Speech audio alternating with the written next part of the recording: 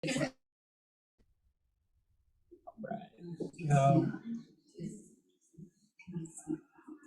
we're good to go.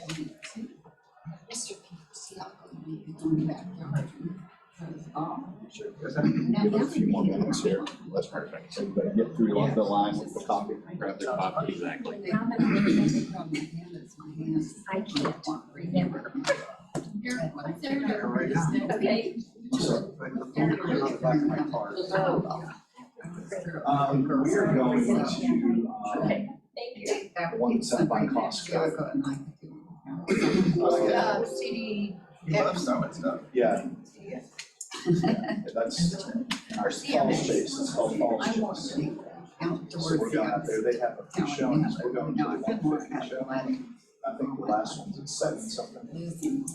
But they're, I think it goes through next weekend too. So it's not just there will be other opportunities. It's really great. Go and see it that way. I don't know. I think they may have wanted to get to all of the theater showings on the street to start after. Because I have not seen the season 4 start. Yeah. But I haven't really done. But so I have to start from 1. Yeah, it's great though. It gives you like the the human insight into all the people around Jesus and how they felt like, wow, I'm really part of this, the struggles they have and that kind of thing. And the gentleman who plays the primary role is actually. Intel has to. No. Oh yeah, there's a show about him. Yeah. He popped out the other day on kids. Yeah. So the show about him. Anyway. Being offered the job, he played a part. Because I'm Really they're not used to it. And I'm fine.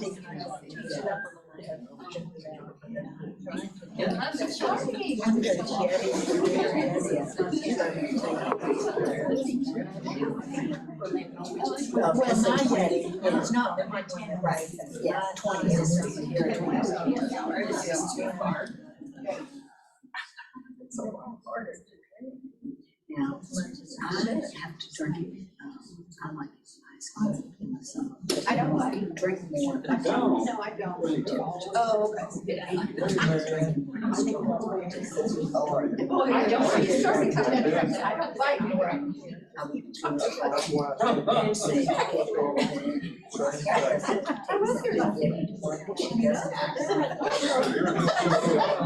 Does the line still on or the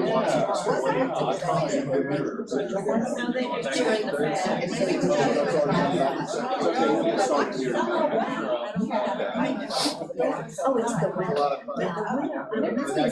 I like to drink ice cream. Yeah, I do too. I don't like. I love all of But when it's cold, I don't want it. But I drink.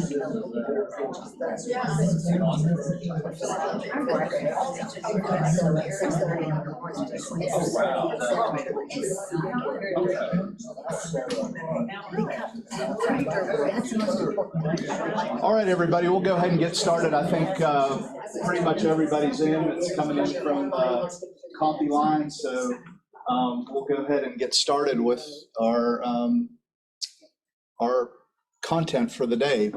So today we are covering chapter 23 from the story, which is Jesus's ministry begins. And we are also, if you're doing the year of the Bible and reading through the Bible, we're in the book of Mark. So we're going to talk a little bit about both of those things today. So let's start here. Okay. So if you look at the 4 Gospels, of course, we have the icons that are related to each of the Gospel writers there. Matthew, of course, was a tax collector that was called to be an apostle. And his emphasis in the Gospel was that Jesus was being revealed as King and Messiah. Okay, now I will say kind of a disclaimer on this.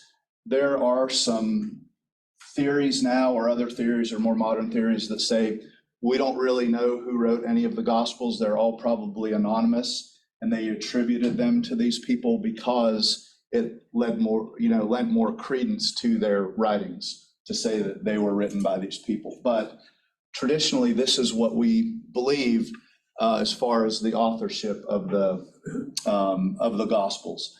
And no one was really there that's here now to know. So those things are just theories, right? So we can attribute, we tend to believe more this theory or that theory. So I'm just presenting one, but if you read research on it, you may see other things about where the books came from, and some of them will say they were compiled by multiple people, that type of thing, each book. So traditionally, Matthew's the author of Matthew, okay?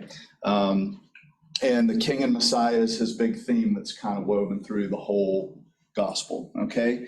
And Mark, which is our book for today, with the lion there, is John Mark, and he spent a lot of time with Paul, Barnabas, and especially with Peter. He went on those missionary evangelistic missions across the Roman Empire with Peter and Paul and Barnabas.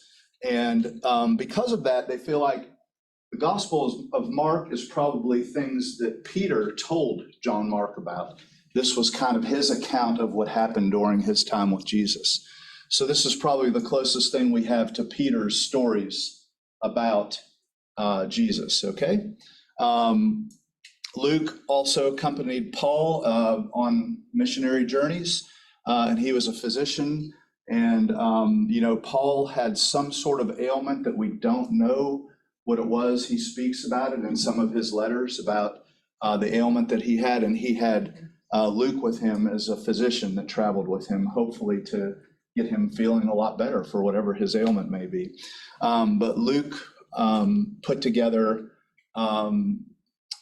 the stories mainly from gathering all of the other known writings that were available at that time and doing his own research, which you think of as someone who's a doctor. They probably like to do research and compile everything and be very meticulous with everything that they do, right? So he compiled a lot of things together to create his story. And it is, I believe it is the longest gospel, has the most things in it. And then John is what we call, these other three are called the synoptic gospels, because they all have information in them that kind of came from common sources. John kind of went out there on his own, and not that none of the stories line up, but he kind of did his own thing. It doesn't match as well as these other three match each other. And he wrote that a lot later than what the other three gospels were written. And he had kind of a lifetime to reflect on what the ministry of Jesus meant. And he saw some of the things that were beginning to happen with the evangelism and all of the growth of the church and that kind of thing. And he wrote it kind of from that perspective of how the message of Jesus Christ is for the whole world, not just for one certain audience. Okay? So the Gospel of Mark, we'll dig in a little bit more to that. It's considered to be the first gospel. And again, it was probably used as the source material for Matthew and Luke, which makes it, the three synoptic gospels. And we already talked about, he probably transcribed Peter's stories. I don't know if Peter had any writings or if he just told the stories that he remembered of Jesus, but that's kind of what we think of with that. So it targets also, which the other ones don't target as specifically, more of a Roman audience because of Peter's time in Rome. And if you think about when we look at the book of Acts, the first part of the book of Acts talks a lot about things that Peter did. And then about Acts 15, I think it is, Peter stands up in kind of like a meeting of the minds about what are we going to do about the Gentiles that want to be Christians. And he gets up and says, okay, we can't deny them Christianity and we can't make them become a Jew first, right? We just need to tell them a few certain things that they shouldn't be doing. And other than that, they have access to, salvation and to Jesus Christ, just like the Jews do. And after he made that speech, it kind of switches to Paul. And the rest of Acts is pretty much following Paul after that. So what we know from tradition and other stories is that Peter eventually made it back to Rome and had some time in Rome. He was imprisoned. Some of the similar things that happened to Paul. And on one occasion, he had a chance to escape and was leaving Rome. And this, again, this is what tradition tells us. And he met Jesus on the road leaving Rome.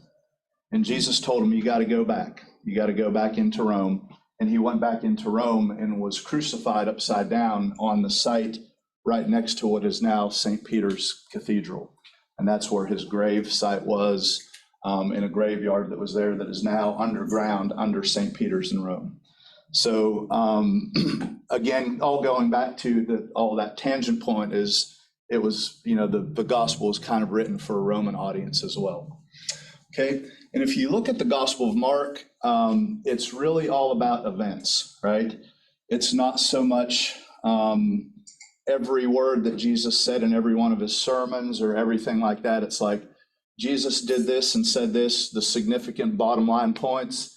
And as soon as that story's over, it's like, and then next thing happened was we did this, and he just goes through the whole book of Mark telling, okay, this is the next story, and this is the next story, this is the next story. And it is roughly in a chronological order. And when we look at it, the way that Mark really divided this book was into three parts, or they call it the three acts, which not to be confused with the book of Acts, but the three acts of Mark. First was Jesus's ministry in Galilee. And this is kind of what we're talking about today, because we're talking about the beginning of Jesus's ministry, okay? So this time, people were seeing him and experiencing him for the first time, okay? So people did not know of Jesus, and he comes on the scene preaching what he was preaching and talking about the kingdom of God and, producing all of these miracles, healing people, casting out evil spirits, things like that, and everyone was amazed by him. So the first act is when everyone was just kind of amazed when he came on the scene, and he grew in popularity to the point that he could not get away from the crowds. And we see that in a couple of our gospel readings from today. It was kind of almost scary how much the crowds followed him and pressed against him and exhausted him, really, So the second act of Mark is Jesus' ministry on the road. And this is kind of the long and winding road to Jerusalem. And one of the reasons for this is the religious leaders decided that they were opposed to him, and they were trying to find ways to trick him, to get him to slip up, to show him to be a false prophet, and maybe even throw him in prison. And of course, the plot and the plan eventually got to, we've just got to take him out, take him off the scene, whatever that takes, right? Which was, of course, led to his death. But this is when he started to get the opposition, right? So Act 2 is when people were opposing him. And I put the word misunderstood up here because not only was it a misunderstanding between him and the religious leaders, but one of the things we see is there's a misunderstanding of even the people that are close to him, that love him and follow him, even his apostles. There's several times you can just kind of get the idea that the apostles do something and Jesus is like, oh, no, that's not what I had in mind. And, he gives them some words of encouragement and also of rebuke, at this time, showing that they just don't really get it. They're having trouble grasping what his ministry is all about and who he is. So they kind of have some of those high points like, Peter confessing that Jesus is the Christ, the Son of God, and then almost immediately after that, he calls him Satan. So it's like he has those kind of things going on in Act 2 here. So Act 3 is Jesus's ministry in Jerusalem. This is all the things leading up to him entering Jerusalem in Holy Week, which we're approaching very quickly, more quickly than we would even like to believe. The time's flying this year, isn't it?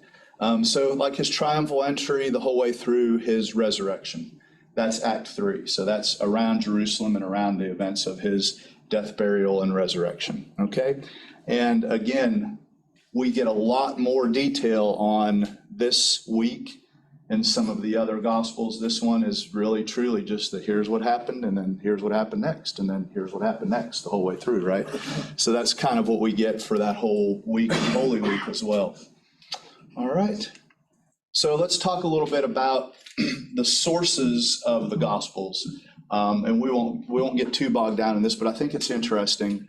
And some of these things we already kind of talked about. So Mark being the first gospel, it was available to be used as a source, okay?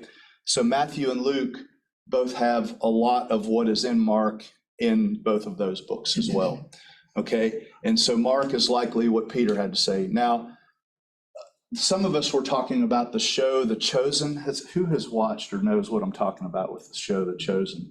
I love the way they portray the different apostles and their personalities. And you almost get the point that, you almost get the feeling that Matthew was kind of autistic, maybe somewhat, or just mildly. And Peter was like, he was the take charge guy. He may make a decision and make a big mistake, but that's okay, because 10 minutes later, he could make another decision and make another big mistake, and he just kept doing it over and over, right? So the writings in Mark really kind of parallel what they show of this character in The Chosen, because, he is really like that. He's like, okay, here's what we're going to do next. Jesus said that we're going to go here, so let's make the plans. Let's go. Let's get everybody together. Let's make sure we have the food. And he was kind of that logistical leader about what's on the calendar and what we're going to do next. So it kind of makes sense for the book of Mark and the way they portray Peter there. And, some of the things we look at Peter and we say, oh, I probably would have never said that or done that. That was really crazy or really stupid, but we all have our moments, right? Like I said, Peter just had one like every 10 minutes. So, okay, then the other source that that plays a big part in both Luke and Matthew is the Q or quell. And this is the sayings and the sermons of Jesus, okay? So a lot of the Q source was, written out as close as they could word for word what Jesus said in his sermons, and all of the sayings and things in his parables and stuff like that was the Q source. And people think this might be Matthew. This might be the one that's portrayed as being autistic or very meticulous, and he was a tax collector, so he kept very meticulous books on everything. So they think Q might be, the source for Q might have been Matthew. Okay, and then the L and the M are just other things that are in Luke that aren't in those two things. And M is other things that are in Matthew that aren't in Mark or the Q source, okay?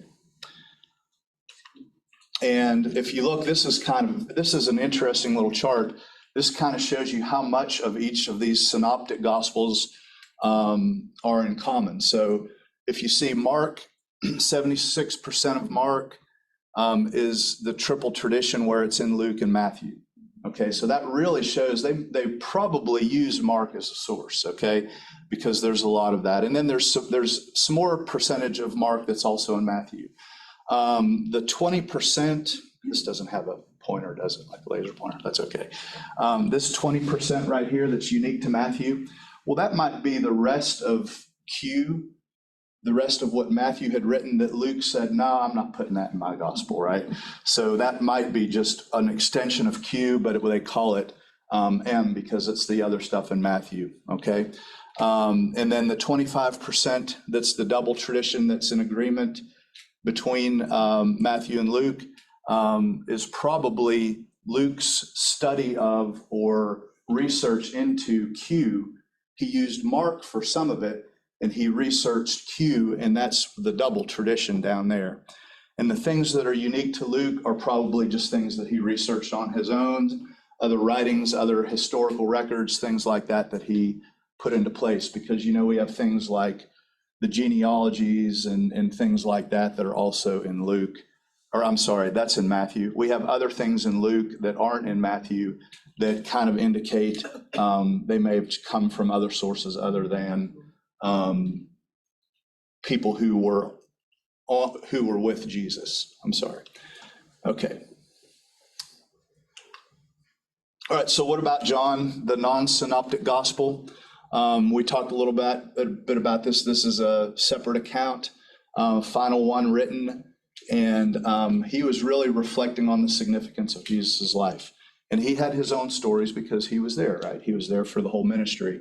And this one is really especially written for the Gentiles because he was starting to see, as we go through the book of Acts. Remember, I told you the last thing that we had for Peter was he gave up and gave a speech and said, we've got to not make it difficult for the Gentiles to become Christians.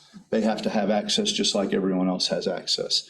So after all these years and seeing the evangelistic journeys and the growth of the church, John was just really impressed with needing to say, this is a message for everybody, okay? All right, so the story, chapter 23, these are all the things that are in it. So you can see not just things from Mark, but a lot of things from Matthew, John, one thing from Luke, but these are the stories that in the scriptures that they came from that we see in chapter 23. So that just kind of gives you an idea of how the book is set up. It doesn't just take it from one of the gospels. It just selects stories to kind of bring you along from all the gospels. All right, so the next thing we're going to do is go through our two readings from Mark. Would anyone like to read? Is that big enough for everyone to see? Okay. Would somebody like to read Mark 1:21 through 28 for us? I will. Okay. Thank They you. went to Capernaum, and when the Sabbath came, he entered the synagogue and taught.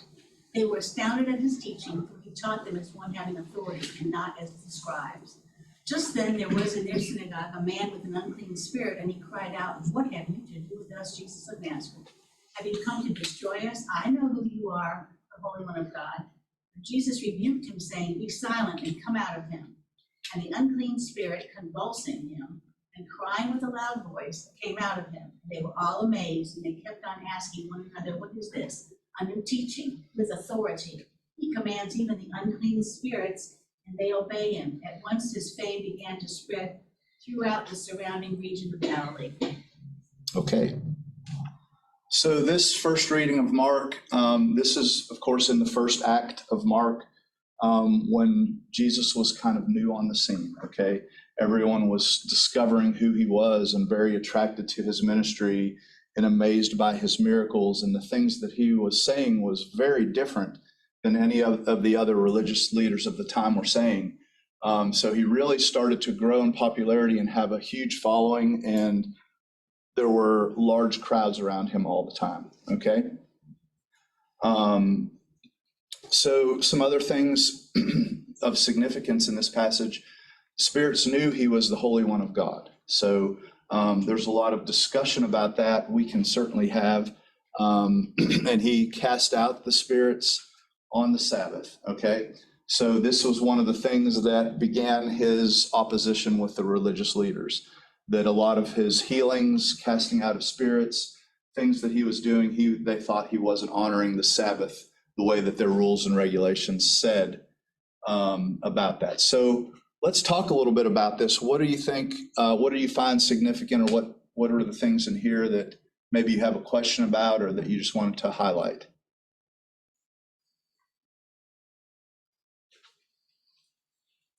Yes. Just at this time within the Roman Empire generally, healing and magic were very important. Mm-hmm. And we didn't have to be a religious person to have the power to heal. So it makes sense that Jesus has these powers, or they want to, the stories come out about him. Mm-hmm. And I'm also, agree he ran afoul of the law. Mm-hmm. By doing this stuff on the Sabbath. Yeah. But it was pretty common. One of the better known Roman emperors, Vespasian, even he was in Egypt and went to some oasis somewhere, and when the oracle said, "Oh, you could heal, you're a healer now." So he just thought that was the greatest thing. Mm-hmm. That he could do that, and he tried it, and evidently there's some stories about it. The big thing about Vespasian was he's the one that built the Colosseum. Oh, yeah. And this would be in just about the same time as the Gospels. That was In that first century. In 69. Yeah. AD. Oh, wow. Very similar time frame. Okay, very interesting. And the Colosseum is, and many of you may know this, but they have religious services there regularly because of all of the Christians that died within the confines of the Colosseum, kind of remembrance services for them there, because they were just like fodder for whatever they decided to do in their games. The Christians ended up being kind of the people that had to run away from the wild animals and the lions and tigers and everything. People watch them, of course, get killed for entertainment. So, yeah. Okay, other thoughts? Yes. But there has to be, they were amazed and they kept asking, what is this? So there's something more about Jesus that's not happening with the other magicians. Mm-hmm. The authority. Yeah, that statement, I think, is one of the key statements in here, that he's teaching with authority. He's not saying our religious books or our religious laws say this, and I want to emphasize that point, that's in the law or that's in the books of Moses or that's wherever. I just want to really emphasize those points because that's what I'm all about as a teacher, is this part of what we already have. He was basically saying, I've got new things to tell you.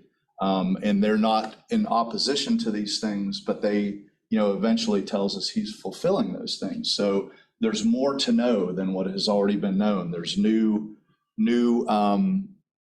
teachings, new writings, and, things that he will represent that people wouldn't have necessarily known from all of the other readings that they normally heard in the synagogue. Yes. This is a young adult Jesus or an adult Jesus. It's not the episode where his parents couldn't find him for a day and there was interacting with the Jewish leaders in the synagogue, and they were sort of establishing himself as bona fides, really, of knowledge of the scriptures. Mm-hmm. Yeah, and he's that, is it? The estimate is he's around 30 years old when he starts his ministry. So right around that time period is all of this, or his age. Yes. In the Zoom Bible study, we discussed all sorts of things. Okay. So that phrase is one we had. He taught them as one having authority and not as the scribe. So that brings up, well, how is he different? Mm-hmm. How did he contrast? How did the scribes teach? Yeah. So and we don't really the have their teachings necessarily. We may, but I've never seen them, but. Well, would you like to know what we decided? Sure, I would love to know what you decided. Not that we're authorities, but we did talk about this. The scribes apparently were kind of fundamentalists. Okay. They would say something and then quote a snippet of scripture, which was, of course, the Torah, and the whole Old Testament. So they were Torah beaters. They would get up there and thump their exactly. Torah. This is the way we should behave because it says so in this verse. But Jesus didn't do that. Yeah. He said, do this because God would like you to do it, wants you to do it. This is the way God wants it. So that's what we thought, that the scribes were kind of Bible thumpers. That is a good description. I like that. That makes a good mental image. From his knowledge of God, from his own experiences of God. Or they would quote other people. Yeah. Instead of teaching with authority, they would say, according to so-and-so and so-and-so, this is what this means. And you almost get the feeling, like you were saying, they admonished people with what they brought up other scriptures or other teachings and things and said, you guys are not right. You got to get right because you're not doing this or you are doing that or whatever. Yes. I always think of that as power, preaching with power. When you hear somebody preaching, you get a sense that, that it is authoritative. as opposed to just sort of prattling on. Yeah. So, and I just remember an article that I read long ago, and the title of it was Preaching with Power. Mm-hmm. And I have always tried to think of that before I go into the pulpit, like, what difference does this make? I mean, Yeah. what's the word that needs to be heard today? Who came here who has no understanding of even why they're here today? Mm-hmm. And what is the word that's proclaimed? Yeah. How is Jesus heard? So, you know, I think of the word power in connection with authority, and it's not a political power, but it's a power that causes people to move and respond. Oh, wow. Yeah, that's good. And you think about, and many of you may have imagined what it would have been like to actually hear Jesus speak these words himself, because we have the words written down and we can interpret in our own mind what the delivery would have been like. But to know how his personality and charisma or his knowledge came out, and how he would emphasize things and all the things that you get when somebody speaks to you, what would he have actually been like? It would, it's just. Our preaching professor would be giving a lecture, Mm-hmm. but suddenly would go into another mode, Uh-huh. and you knew it was powerful because we didn't want to leave. Oh, yeah. And we would stay through the break and Mm-hmm. sometimes be late for our next class, but. But it was worth it, right? It was engaging, Mm-hmm. and it's a different plane. You weren't taking notes, Mm-hmm. you were just engaged. Oh, wow. That's great. Yes, It's quite possible we've never heard anybody like that talk. it is. I mean, it's quite Yeah. possible.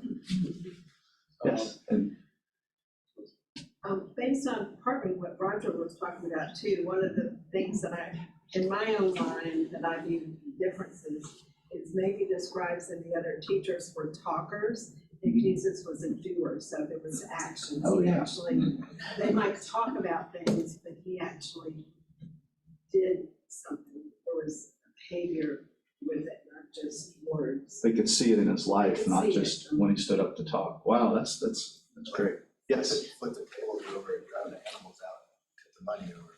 Yeah. Action along with the words right there for sure.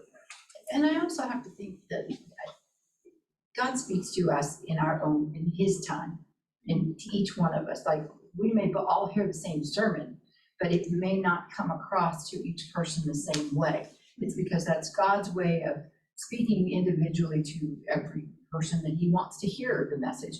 And all the times I've ever heard sermons, I've always thought about that. Sometimes I come away and I don't hear a whole lot. It might sound like prattling, but it wasn't. It just wasn't my time to hear that. Yeah. And when you think about the ones that came before Jesus, they might have been inspired a little by God, but Jesus was God, and Jesus is God. And so his words were always more powerful than the ones before him or after him.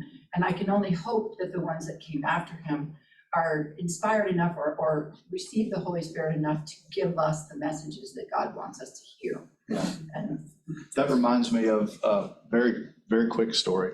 When I was a kid growing up, when we would leave church, usually had my grandparents on my mother's side, and my parents and my brother and I were all in the car. And we didn't get off easy. We were asked, what'd you think of the sermon? Tell us what was the most significant. We got that on the way home, right? So, and we would have to, we knew that, so we would have to think of something to say, right? What we liked about it. And I can remember times where one of us would say one thing and then my brother would say something different.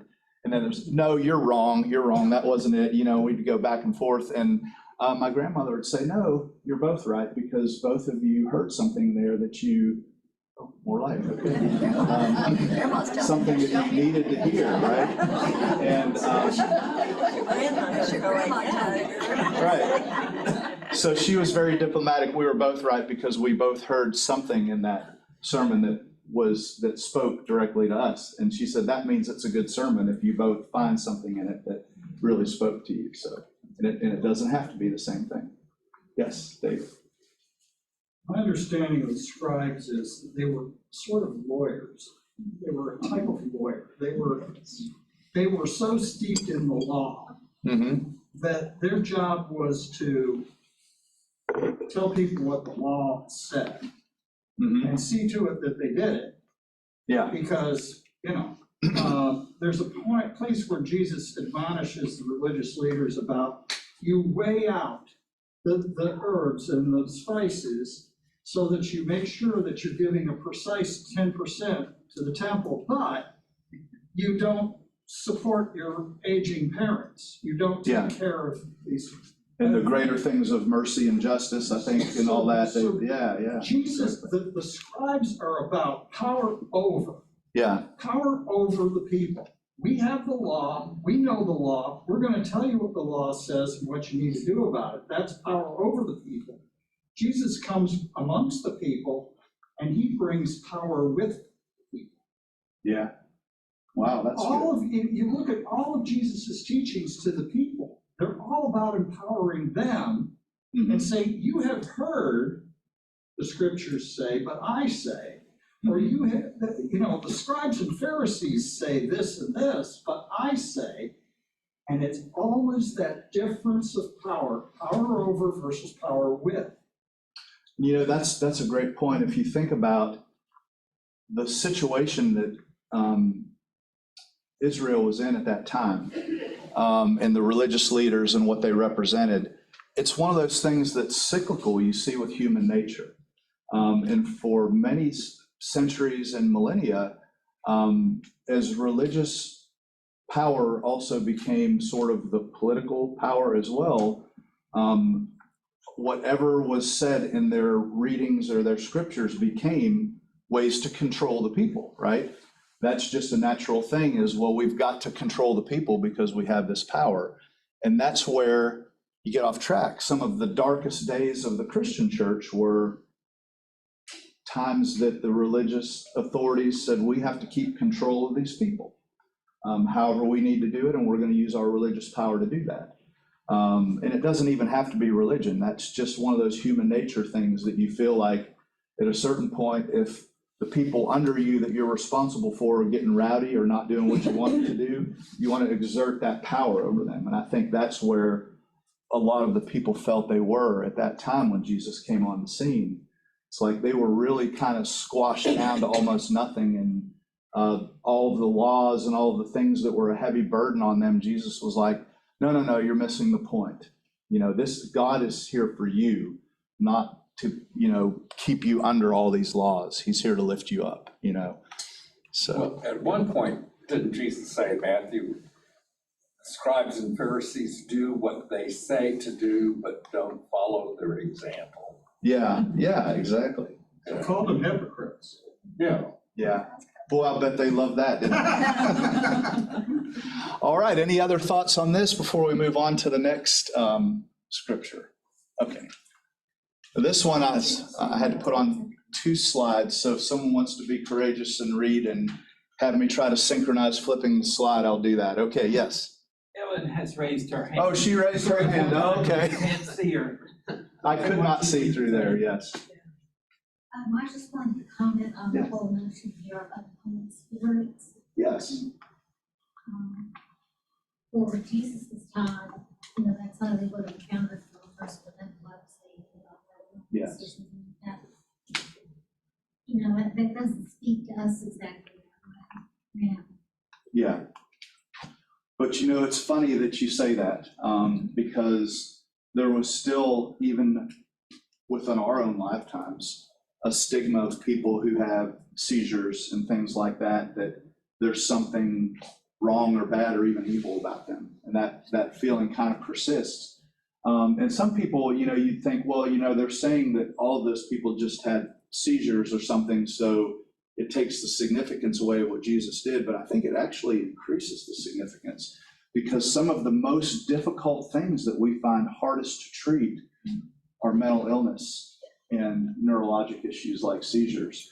to cure someone of that is something that escapes us a lot of times medically, So that might even be in some ways, an even bigger miracle that Jesus was able to heal people of those type of things. So, yes. One last thing I just wanted to say that, Mother Leslie this morning, in her sermon, said, what have you to do with that Jesus of Nazareth? And she said, he had everything to do with you. Oh, yeah.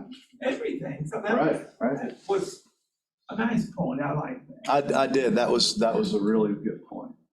Okay, let's go ahead and move on so we have some good time for discussion with this.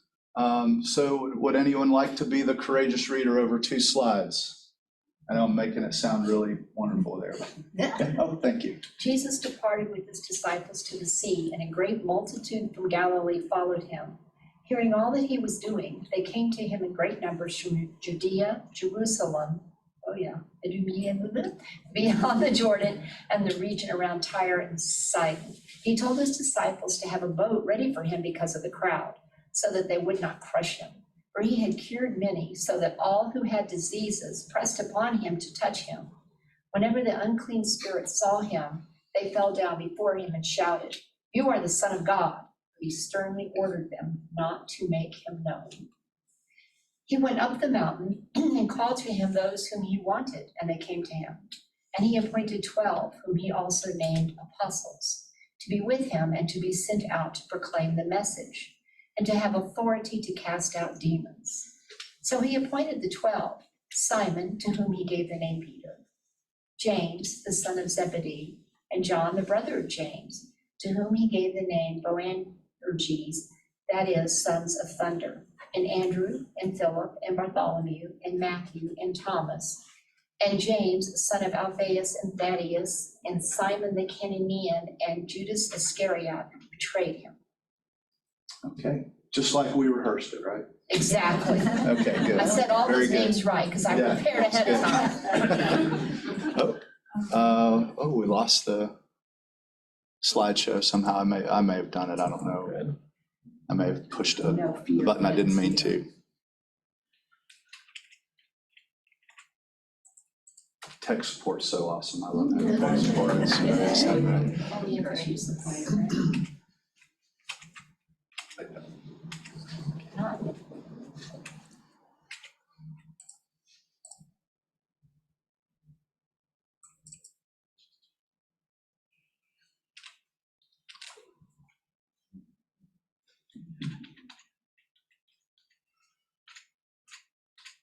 Thank you.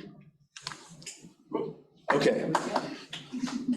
Yes, that was very fast. That was much faster than I would have had it done, for sure. Okay, so we see large multitudes following Jesus in this passage to experience everything that he's doing, okay? Mark also brings up, and maybe you could say Peter brought up again, casting out of unclean spirits. This was like an important point to him that Jesus was doing this. And he chose his 12 apostles, okay? And gave them power, not just to proclaim his message, but to also cast out unclean spirits. So there's kind of this theme in all of these readings about this that we keep seeing. So what are some things in this passage? And we can scroll back to whichever side of it you want if you have something you want to discuss. Yes? Well, I think it's Jesus. Jesus knew that he was not going to be there forever, that things were happening. He knew that. And I think it was his way of passing down the lineage to continue to be preachers and proclaim the gospel and pass it on through the year. And that's how we, and I'm not using the right words, I'm sorry, but that's how we as Christians, and especially Episcopalians, we know where we ordain the next one and where it comes from or where it came from. And I think that was Jesus's way of starting that process of giving them the right to heal people and to do this, proclaim the gospel. Okay, that's great. The Chosen does a really good job of explaining a version of why Jesus gave them that power. He didn't think they'd have the credibility. He was sending them in all different directions. They didn't have confidence that they could do what he was asking of them. And so he gave them that power, and they they had to test it themselves before they believed that they had it. So that movie series, it just does a really good job of making it human. Yeah, you can almost imagine what it would have been like to be put on the spot and say, yeah, you're gonna go and preach my words and cast out unclean spirits. And you're like, I'm gonna do what? What am I gonna do? Right? You know, they kind of had, some of them sort of had that reaction, you know. It's like, I don't think I can do that. So, but with much encouragement in the show, of course, I'm talking about, they did go and do it. And if you think about it, this is kind of also where we're getting to the transition piece between the first act in Mark and the second act, because the apostles had variable success in the things that they did. When they were sent out, they were able to do some amazing things, and they were attracting some crowds and things like that. But sometimes they'd come back to Jesus and go, didn't work. There's spirits we couldn't cast out, these unclean spirits, or we couldn't heal these people. And there was one, and I'm not going to remember which gospel this is in, where he says, this kind only comes out from prayer and fasting, basically telling them they were just doing things too willy-nilly. They really needed to be praying and really needed to be preparing themselves, not just running around doing things, right? So, again, one of those things where there was some misunderstanding there. But this is like that transition piece where it's like, everything's going great, the crowds are big, we need to get this message to more people. And when you go and meet people that haven't seen me yet, but maybe have just heard about me, the fact that you're my follower and you can do these things will be impressive enough that they'll understand, or that they'll give it some credence, right? So, yeah, very good, very good. Yes? One thing I always think about when this is, we could spend a lot of time deciding if we believe in unclean spirits and demons and what they are, but it's the message that comes after it. It's what it's all about. Recognition that he is the Messiah, he's the Son of God. Yeah, good. And, you think about the whole idea of there being exorcisms, in the Catholic Church today. And, if you look at the evidence for those kind of things, it may convince you one way or the other, but I don't think that we have to all understand it or believe it the same way, for us to get the message that Jesus was trying to give us from it, right? So what do you think about the fact that, number one, these spirits all knew who he was, right? The unclean spirits knew who he was, and he told them not to tell anybody and to be quiet. He didn't want it to be known. Why is there some element among people that are healed, whether they're healed of a physical ailment or it's the unclean spirits saying things? Why is Jesus trying to keep it a secret who he really is at this stage? What are your thoughts about that? I mean, if he wants his message to spread, wouldn't he want that to be known? I mean, it almost doesn't make sense. Yes. I think he's wary of the scribes who ultimately got him. I think this is an early sign that, let me just go around and spread the word, but don't stir it up so much that the scribes come get me, which they eventually did. Yeah. Couldn't hold him off for too long. Yes. The expectation that had been developing over centuries about the future coming of the Messiah, especially now when they're occupied by this Gentile foreign power, there was this expectation that the Messiah would be like a super King David, who would drive these Gentiles out of our land and set up the kingdom on earth, and it would be greater than, he would sit on the throne of his father David. And there was that expectation. And there are multiple times when Jesus would say, it's not my time. Yeah. It's not my time for that. He didn't come as the conquering king. He came as the suffering savior. And that's a very different model of Messiah than what was in the minds of many religious and observant Jews at the time. That's good. He he wouldn't allow himself to be identified. Yeah, and if you think about the hypotheticals, like you were saying, would people have started to get this idea, okay, we've got our super king now, and we have these expectations of him that maybe aren't, because of all the misunderstanding, aren't what his true meaning for being here was all about. That sacrifice, and even his apostles, when he said, it's about time where I'm going to have to leave you, they're like, no, that's not the way this is supposed to go, right? That was kind of their universal reaction, because they thought maybe he was going to be that super king that was going to free Israel from the Romans, right? Which, pretty tall task, So, and you think about hypotheticals, if at the very beginning of his ministry, that type of word was getting out, he may have not just attracted opposition from the scribes or from the religious leaders, but what about the zealots? What if 500 zealots showed up with swords and says, okay, let's get them, and they decided they were his personal guard or something, and that was not what his message was all about either, Again, it's that power over versus power with. Yeah. He said, in effect, I'm not bringing power over. I'm not another king like you understand a king. Mm-hmm. I am bringing the power to you and within you and amongst you. Yeah. Not power over, but power with. Yeah. He, as he was called in Isaiah, God with us, right?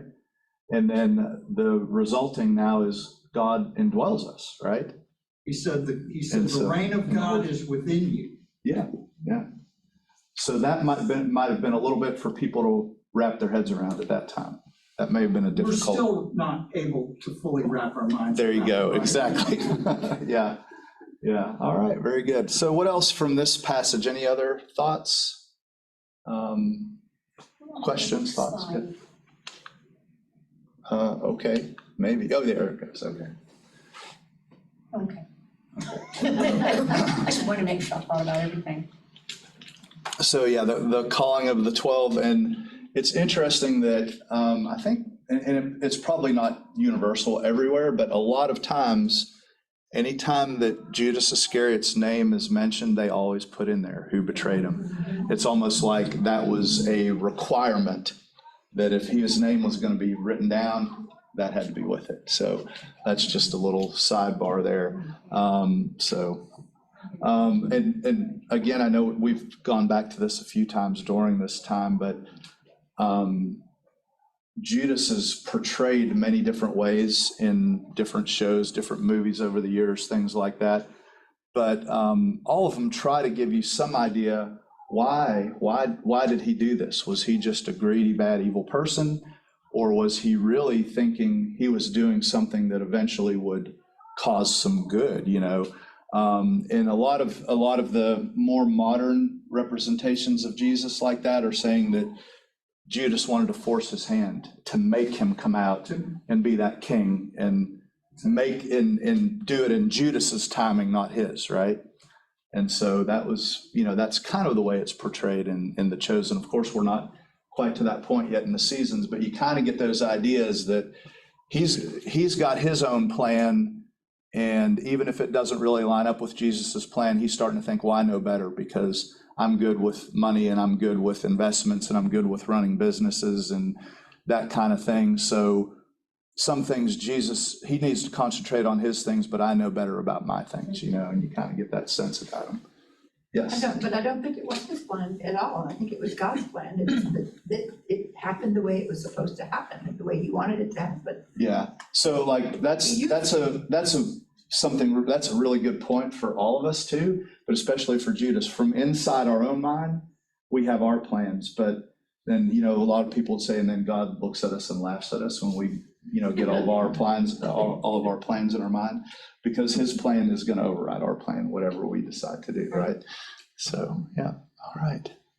Anything else on this passage? I think we're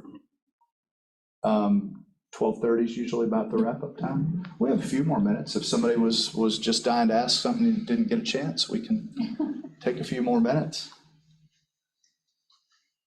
Wow, I really appreciate all of the comments and questions and everything today. This has been really good.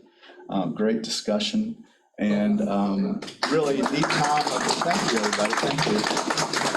This is some of the moments we've all been waiting for the whole year of the Bible, right? To get into the Gospels. So I know it is, in some ways it is for me, although all of it's good, but this is like my favorite stuff, so. Has anyone ever heard of a church of Alphaeus or Thaddeus? Church of Saint Thaddeus or Alphaeus? Oh, no, those are the. I don't know. Thaddeus. He's the son of, James Yeah. is the son of Alphaeus. Right, but, okay, but Thaddeus, has anybody ever heard of the Church of Saint Thaddeus? No, not that I know of. But I bet you there's some. Now, those. Have you ever heard of James the Less Catholic Church? Well, thank you, everybody. I really enjoyed it. Thank you so much. It was wonderful.